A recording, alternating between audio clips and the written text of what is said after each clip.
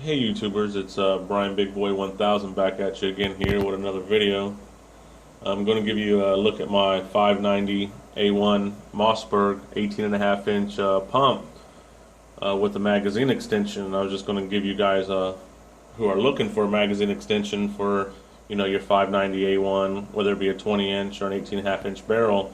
There's a few different options out there and a few different prices, and I kind of show you what I went with and why. And main reason why is when I was looking over YouTube at different videos of what people had and the reviews on them, I come across Mr. Guns and Gears channel, and he's using the same extension I got, and he's actually got the same setup as I got on his 590A1 as this one is. I really liked what he had, so I like Magpul, and I use all their stuff on my AR-15 builds most of the time, so I opted to put it on here and kind of give you a look at what I got here. I can't really pronounce the name of the extension. I think it's called Choate or something like that. It's Choate, I believe. And there's another company that I wanted to go with, which is called S&J Hardware. They're out of Canada, but when I was looking for the extension, they didn't have it in stock and had quite a wait time on it, and it was like $100, and I believe plus shipping. I thought it was kind of expensive, just to get an extra 2 shots out of my gun, but it looked like it was real good quality and got real good reviews, so I decided I was going to buy one, but they didn't have it. So I started searching around on YouTube and whatnot. Like I said, I come across Mr. Guns and Gears channel, and he was using this one, and he said how much it was, and I was like, wow, that's like half the price. So I started looking around on Google and whatnot, and then I just got on eBay and started looking, and I found this guy that had them on eBay, and they were like with shipping or whatever. I think I paid around $45 for it, and it's advertised that it's a +1 extension, and the reason why it's a +1 extension is because this is the follower that comes with the kit and the spring, and it's pretty fat and bulky, and it's solid, and when you put this in there, you can only get one extra shell in there. But I did like Mr. Guns and Gear did. I didn't use that follower. I've got my regular old Mossberg 590A1 follower in here, and when you use your regular Mossberg follower, you can actually get 2 shells in there. It's a little bit of a tight fit, and it's not hard to get it in there or anything like that. It's just you don't have much room left in your magazine once you load it. But I loaded it up with the 2 extra shells using the stock follower, and cycled every single shell. So now instead of it being a 5+1, it's a 2+1, and that's only 1 shell less than what the 20 holds. So this is kind of what it looks like here.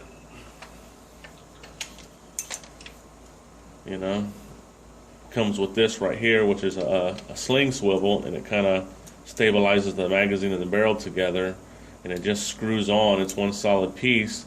The difference between this company, which I'll list it below because I can't pronounce their name too good, is that at their end of their magazine they use this little plastic end cap, whereas S&J is one solid metal piece. And like I said, and it does come with this, which I'll be taking this one off and buying the Magpul SGA sling swivel up here, just because it's better quality, it fits the barrel better, and it's not going to mar it like this one will.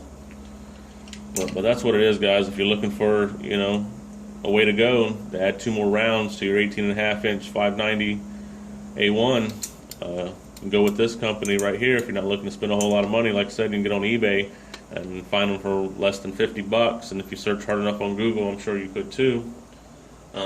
This would have been a 2-part video here, because as you can see here on my forend, I got a piece of Picatinny rail here, which I had a flashlight mounted on there, and I was going to do a review on it, but it was such garbage that I didn't even get a chance to do a review on it. I had to send it back and get my money back, which thank goodness I deal with a good company like Burnell's.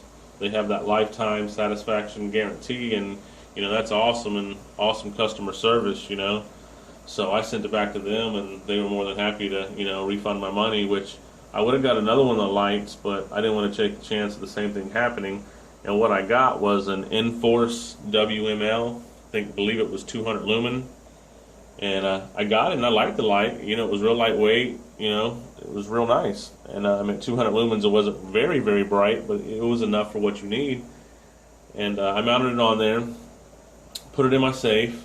A week later, I think a friend come over, or my brother or something came over, and I pulled it out, and I went to show it to him, and it wouldn't light up. So I'm like, all right, must be just a bad battery. So I put another battery in it. It worked fine, whatever. And I stuck it back in my safe. And then for some reason I pulled it out one day, just wanted to check the light. And it was about a week or two later, and it wasn't working again. I was like, this don't make no sense. Put a battery in it, it would work. So I got on Google and just started browsing, you know, WML, you know, dead battery and different things like that. And I come across a lot of different forums that were talking about it. I guess WML was having a problem, or at least they were talking about them on these different forums about, you know, it was if you didn't unscrew the end cap of the light while having the battery in there, that, you know, the battery would die, and that in order to use it, you had to screw the end, you know, the light cap on, you know.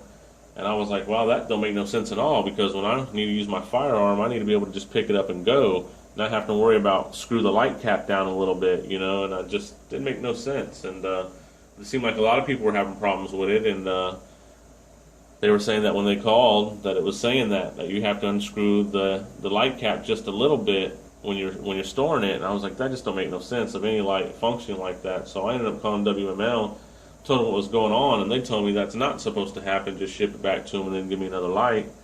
So, you know, I had thought about doing that, and then I just called Brownells up and told them the situation, and they told me the same thing, just send it back, and we'll give you your money or whatever. So I was going to send it back to WML, but then I was going to have to pay postage to send it to them, versus if I send it back to Brownells, they give me a self-paid, you know, package to send it back to them. So I didn't have to be out of pocket for my shipping it back to them. So I chose to send it back to Brownells, and instead of having, you know, WML fix it or Brownells send me another one, I just opted, you know, that flashlight was very expensive. I paid like $150 for it, I think it was, somewhere around there. And that was just outrageous for a flashlight, you know, to put on your shotgun.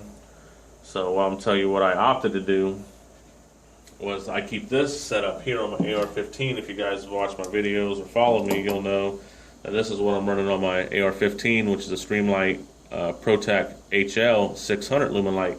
And I got this off eBay and for $60.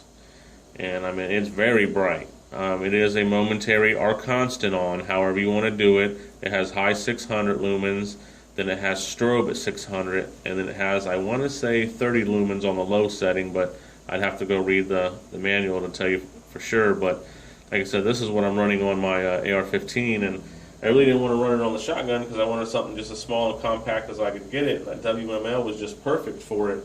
It was real lightweight, but you know, I need my flashlight. I ain't got time for it to be messing up. And Streamlight's always been a good flashlight. You know, it's been proven. It's been around for many years. So I'm probably going to run that setup, but I probably won't run this kind of mount because this is what I run on my AR. I don't want the flashlight to sit up high. I kind of want the flashlight to sit, you know, exactly even with the forend right here. So I'll probably get me like a GG&G 1-inch flashlight mount and use it. So that's probably what I'll do there. And just to show you guys, you know, when you go to, if you do buy the extension, you're going to pull this cap off of your magazine, and then this little piece here is going to be at the end of your magazine. And if you get you like a little pick or something and kind of put it down in there and pull up and work your way around, or a small screwdriver and be gentle, you can take this out without damaging it. So if you ever want to take that magazine extension off and put your stock magazine spring back in and put it back the way it was, you know, as you can see, I didn't bend mine or harm mine at all. So I held on to these pieces just in case. So it's very simple to do.